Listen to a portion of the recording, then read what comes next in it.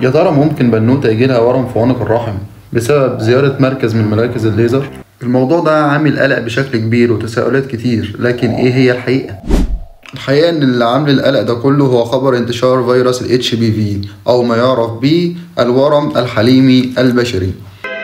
لجنة تاني. واللي ما يعرفش ايه هو فيروس ال HPV، خليني اقولك ان ده موجود منه اكتر من 200 نوع على مستوى العالم، وتقريبا بيصيب 80% من الناس، وهو اكتر عدوى فيروسية منتشرة في العالم. طب ليه القلق ده كله؟ القلق ده علشان من ضمن ال 200 نوع دول في انواع ممكن تسبب مشاكل صحية خطيرة جدا زي سرطان عنق الرحم. نيجي بقى للسؤال المهم، هل فعلا زيارة مركز من مراكز التجميل او حتى عملت حاجة بسيطة زي الليزر ممكن تعمل المشكلة الكبيرة دي؟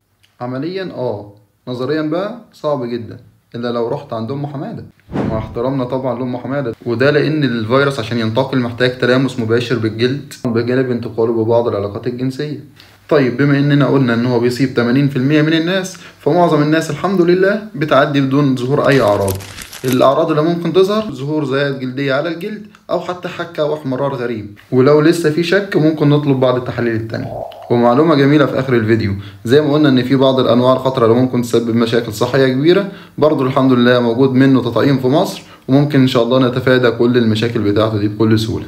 حد لسه عنده اسئلة تانية اكتبولي في الكومنتات.